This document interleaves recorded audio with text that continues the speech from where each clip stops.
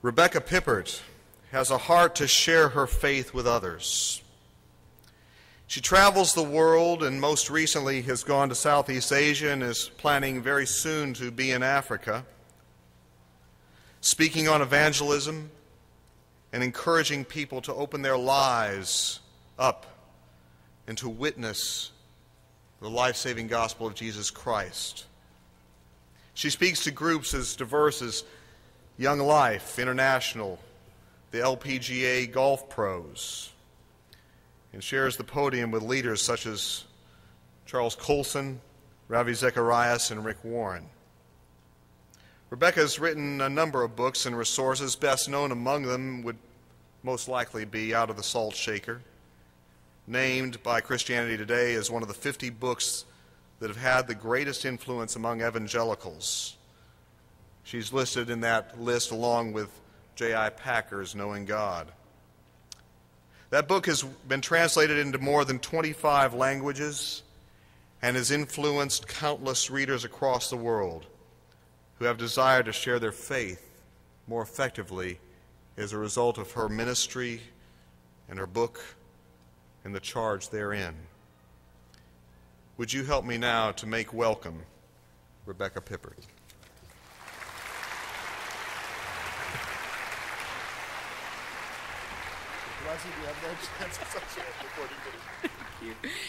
Thank you very much indeed. It is an incredible privilege for my husband and I to be here, and I want to tell you why. The first is, I can't tell you how moved I am to be sharing a podium with two of my mentors. To be on the same podium with Dr. Jim Packer is an honor I can't even begin to say. His books, his friendship, his prayers have meant so much. And my other mentor, Michael Green.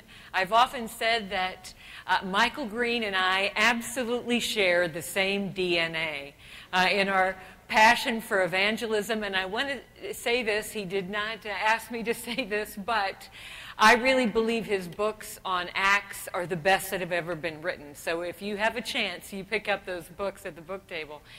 The second reason why I am so thrilled to be here is because when we lived in Chicago for 8 years, we moved 3 years ago to Louisville, Kentucky. But in the 8 years that we were there in Chicago, our church was Church of the Resurrection. And so to be here and to be able to see William Beasley, who was our minister, then Stuart Ruck. We were there for the installation of Stuart Ruck. And to see how God has blessed that church is a very great gift.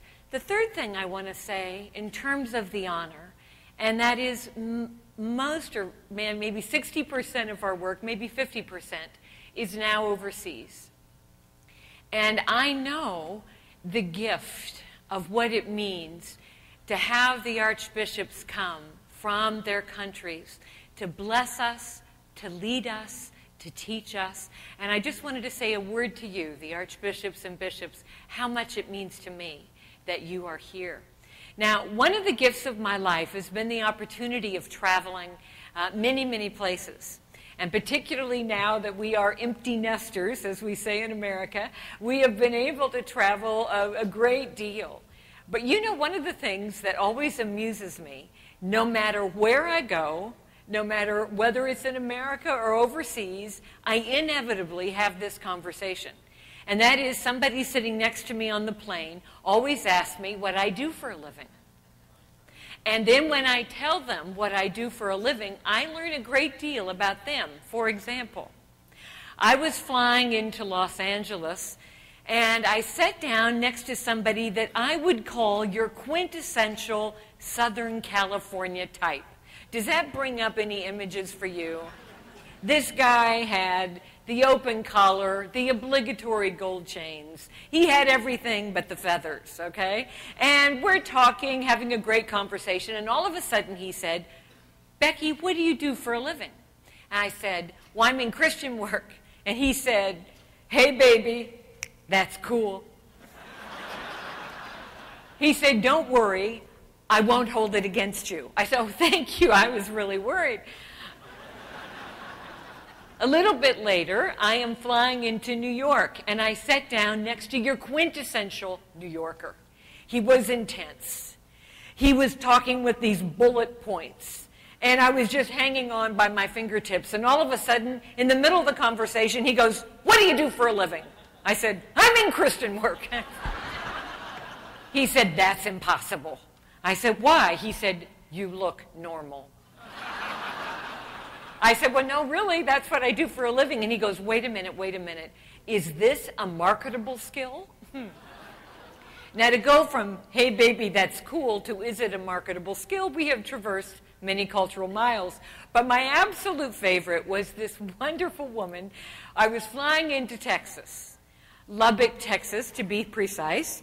And I don't know if you ever heard that song by Mac Davis called "Happiness is Lubbock, Texas in a Rearview Mirror." I do not agree, but I'm flying in, and it's a little commuter plane.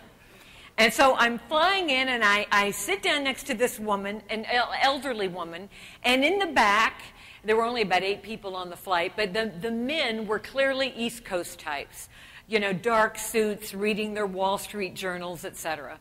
I sit down next to this woman, and she said, "What do you do for a living?" And I said, "I'm in Christian work." And she said, now this is dangerous to try this, but she said to me, "Oh, honey, that is sweet. That is the sweetest thing. You just sit right here." Well, I wasn't exactly planning to hop off the plane since we were in the air. She stands up, she turns around to these men, and she says, "Boys," I'm not kidding you, I don't know what it is about you Southern women, but you say "boys," and they go, "Yes, ma'am." The power. She goes, "Boys?" They said, "Yes." She goes, "I just wanted you to know this little girl over here works for Jesus."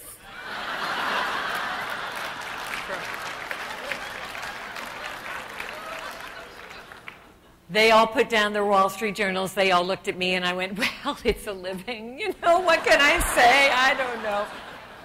But I want to tell you something. When I talk to people, and particularly if those people do not know the Lord, do you know what I hear?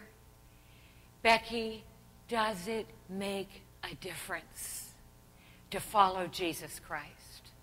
When push comes to shove, does it really make a difference?" And that is the question. Does following Jesus Christ make a difference? What I want to say to you today with every fiber of my being, with all of the authority of the Word of God, what I want to say to you is Jesus Christ makes the only difference possible. It is Jesus and Jesus alone that enables us to live as new people. He is our only hope. However, there is a condition whereby the change that Jesus makes can be experienced, and that is this. In order to experience the mystery and the miracle of the change that Jesus makes, you can't experience the mystery or the miracle unless you face the mess. You cannot experience the transforming power of Jesus Christ unless you are willing to face the mess. Now, what's the mess? Well, the Bible makes the rather rude assertion that we're the mess. The mess is us. The mess is the human heart. The mess is the problem of sin. The British writer G.K. Chesterton said, "You know, I find it amazing that moderns reject the doctrine of original sin because it is the only Christian doctrine that can be empirically verified." So my thesis to you this morning is that you can't benefit from the cure unless you understand the nature of the crisis of sin. So I want to ask 2 questions. The first question is this: do you think our secular culture understands the crisis of sin? The second question I want to ask is, do you think our church culture understands that the problem is the crisis of sin? Let's look at the first one. Does our secular culture understand that the problem is sin? I think it's very clear they do not. They can see the ills in our society, yet the idea that all that is wrong socially has anything to do ultimately with an understanding of sin is a very foreign concept. What I discover in people, particularly at least in this context, in the American context, is that people think we're basically wonderful people who occasionally do bad deeds.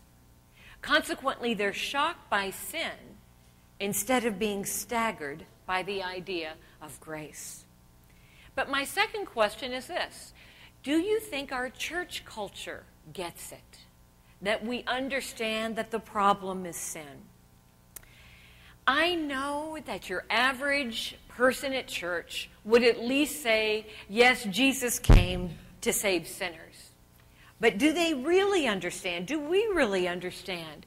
What is the reality of sin that exists in us? Let me tell you what I think. I think our culture's, secular culture's, denial of the problem has affected the church far more than we really seem to grasp. And I tell you when this came home to me. Several years ago, I was writing my second book, actually, Hope Has Its Reasons. And it was a book I wrote to give to non-believers as well as for believers. But this was the one book I wanted to make sure we could give our non-Christian friends. So I was able to do a year of graduate study at Harvard in preparation for writing the book. One of the things I took were graduate level classes in psychology. And one of my professors one day said, I want you to break up into small groups and I want you to share with each other what are your problems. Then I want you to share how the psychological principles I've been teaching can help you with your problems.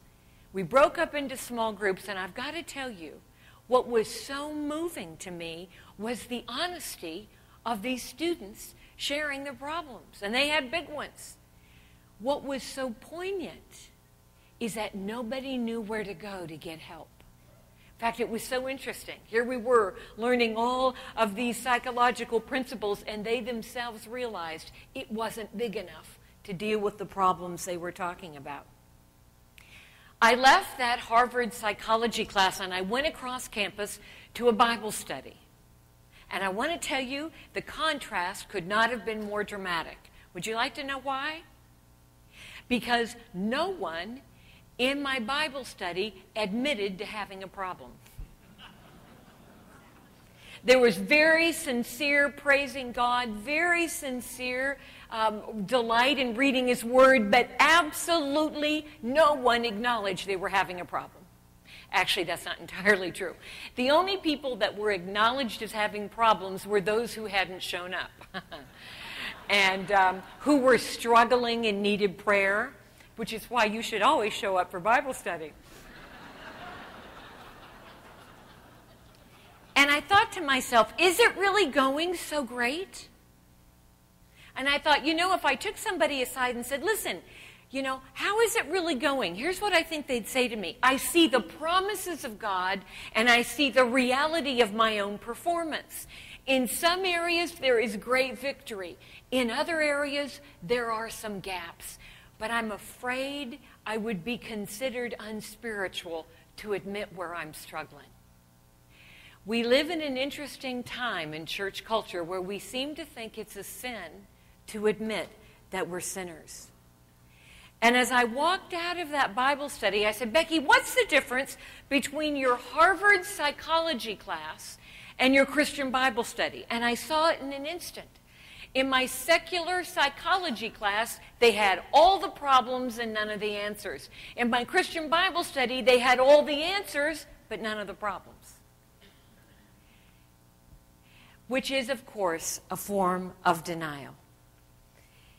What is it that we need to do that will enable us, if we can't experience the transforming power of Jesus Christ, if we can't experience the miracle unless we face the mess, what is it that we need to do? What is it that we need to understand in order to allow Christ's full transformation?